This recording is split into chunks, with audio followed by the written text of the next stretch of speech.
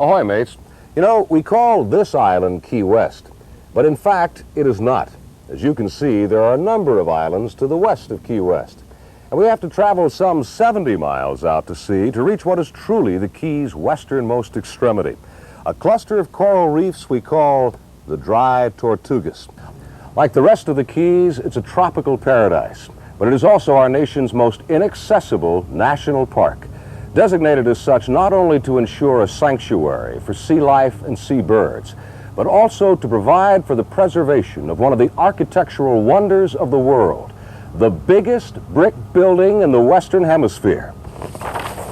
Over a century ago, here on Garden Key, man built a colossal fortress that rises from the sea. Of course, it's something that few people get to see. That's why this week on the Nautical News, it's Destination Dry Tortugas. There are two ways to get to the Tortugas. This is one of them. The only alternative is aircraft. There's a seaplane service, but remember, we're going to the Dry Tortugas, devoid not only of water, but shelter as well. The Tortugas traveler, then, must provide for his own provisions and accommodations.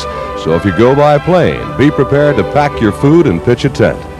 Then, too, there's something about going by boat that seems to enhance the experience.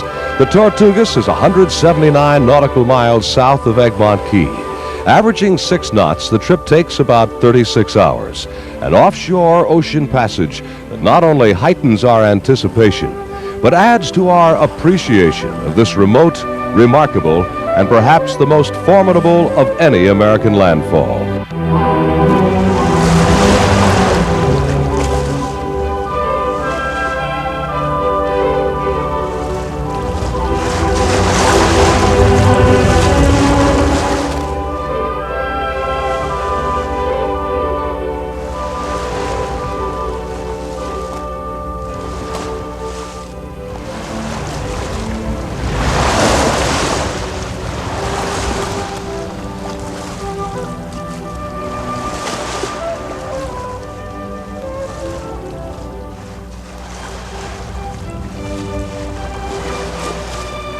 A day in the life of the Nautical News Crew, and as it comes to an end, our thoughts turn to dreams of dropping anchor and tomorrow's landfall, a fortress that rises from the sea.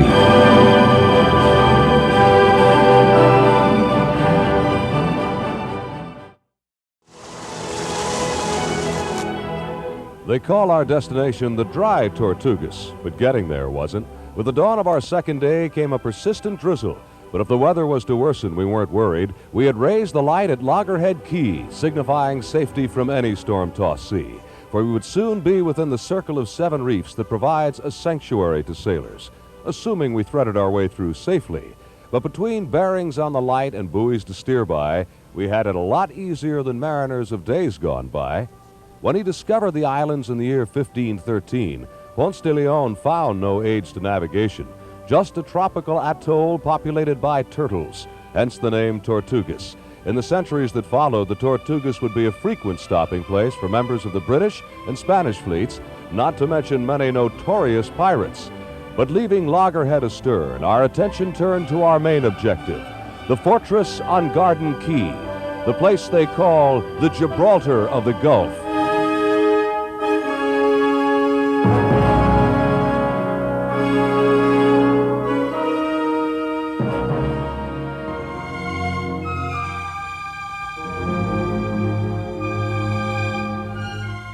The U.S. government recognized the strategic importance of the Tortugas early on.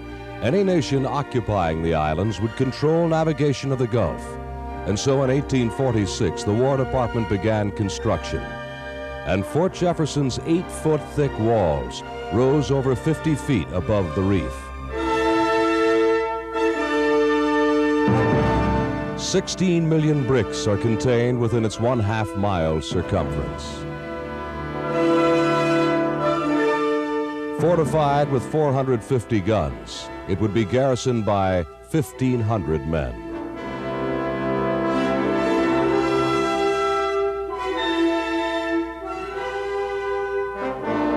But with miserable working conditions, it was almost impossible to get volunteers to build the fort. As a result, most of the construction was completed by slaves.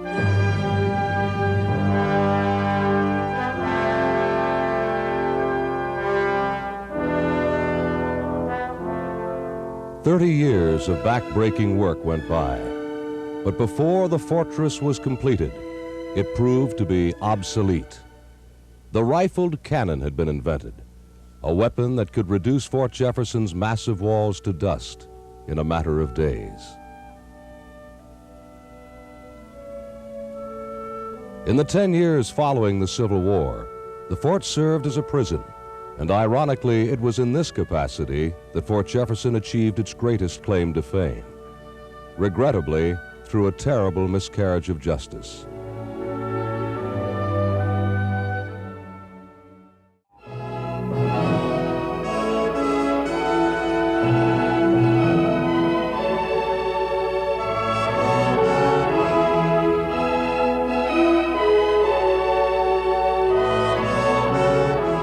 This Gibraltar rising from the Gulf is today our nation's most inaccessible national park. But at the time of the Civil War, it served as a prison, and it was an obscure family physician from Maryland who caused Fort Jefferson to find its place in history.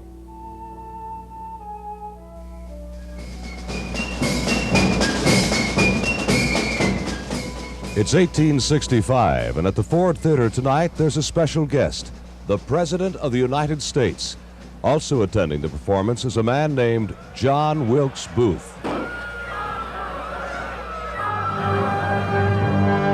In his escape, the assassin jumped to the stage, breaking a leg.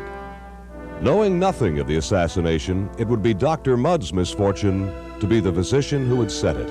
A humanitarian act that was to convict him as a conspirator and send him to Fort Jefferson to serve a life sentence.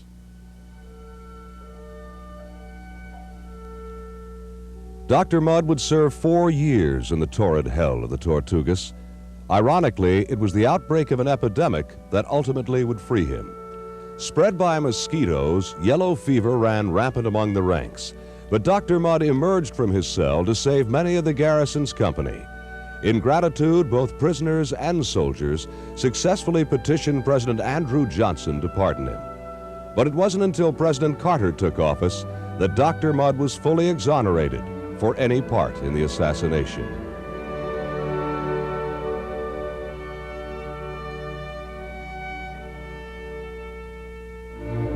More than a century has passed since Dr. Mudd looked to the shark-filled moat from his cell. And over the years, the evidence of deterioration is not hard to find. Lime stalagmites formed by eroding mortar from which the construction gets its strength are present throughout the long corridors. Originally, it was believed the fort had been built on a strong coral foundation, but tests completed in the late 1800s proved otherwise. The foundation instead was a combination of sand and coral, and soon Fort Jefferson began settling. Cracks can be seen where the fort is slowly collapsing under its own massive weight.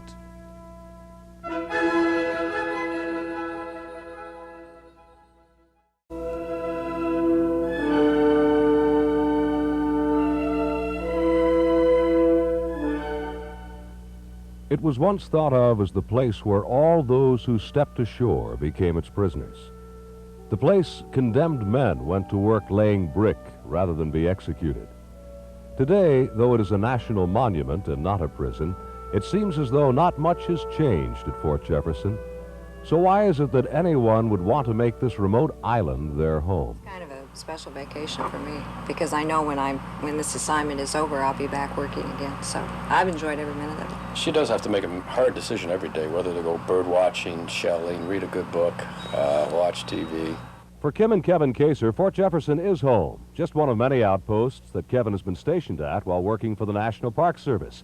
Kevin admits that the Dry Tortugas does have its drawbacks. The communication, just the hassle, be it to get a loaf of bread or to say hello to Mom on Mother's Day or to be able to talk to my boss on an important matter, you're just so isolated, communication's a problem. It's a hardship assignment, but obviously it has its benefits. It's very unique. So we love it here.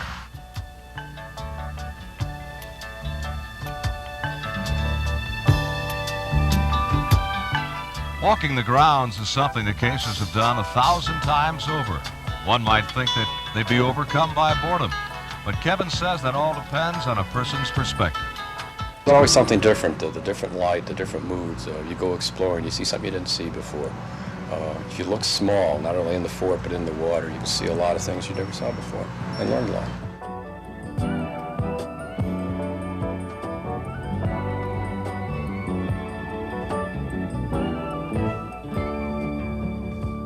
One man that the Casers, and for that matter, the entire crew at Fort Jefferson and Loggerhead have become dependent upon is Cliff Green. Cliff visits the islands once a week, bringing supplies and providing transportation back and forth from Key West. Originally, it was supposed to be a temporary job, but Cliff's been at it now for years. But if it's time that really counts, you can count on Russ Sprood to come through in a pinch. Shrimp boats seem to have more accidents than anybody else. We've had one case of a severed leg, and another case of a lady on a shrimp boat was deathly ill, and in that case we, of course, responded. We can beat the Coast Guard in response to that type of thing in most cases, except at night, because the Coast Guard helicopters are normally up at Miami. Try to provide service that's needed out here. They're pretty remote out here. And the only way, of course, to get here is with a boat or an airplane. You came in a boat. Next time, come on an airplane, and it's a completely different view. You see all the waters of shipwrecks, treasure salvage site, the whole bit, and it's every bit as pretty as anything in the Caribbean.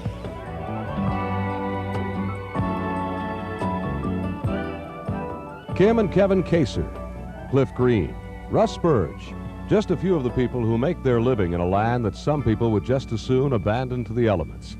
But without such people, there would be no one to preserve this magnificent national monument.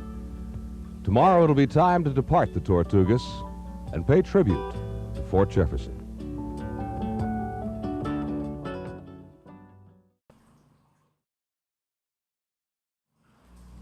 For 4 fantastic days, we had explored the fort and dove the reefs.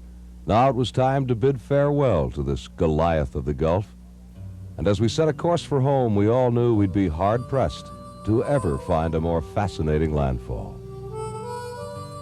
Islands awash our land's last extremity, where for man there was no amenity. For our ship's sanctuary from a stormy sea, but the sea was not our only enemy. So with the wind came wooden ships, and in their hold 16 million bricks. But upon this reef our plans would come to grief, to raise a fortress from the sea, to raise a fortress from the sea. No walls were thicker and none were higher, so I had no fear of cannon fire. But to that new rifle shot they'll stand up not. So before the job was done, we did retire. Before the job was done, we did retire. But walls that would not keep an enemy out would still keep a prisoner in. So to turn the Tortugas into a torrid hell was to be the fate of Fort Jefferson. Was to be the fate of Fort Jefferson. And there were sharks in the moat and fever in the yard, and the men were dying in between. Didn't matter if you were prisoner, didn't matter if you were guard, you were buried in the sand just the same. You were buried in the sand just the same. So in the grip of the Gulf Stream's water, to guard the southeast quarter, built of brick, blood, and mortar, we left the fortress in the sea, the fortress that rises from the sea. But that was long ago, now it's different, don't you know? Jefferson's a mighty fort again, a sanctuary for the fishes in the sea, the birds on the quay, people like you and me. And how I long to be there again, to watch the setting sun over the ancient guns of Fort Jefferson, the fortress that rises from the sea.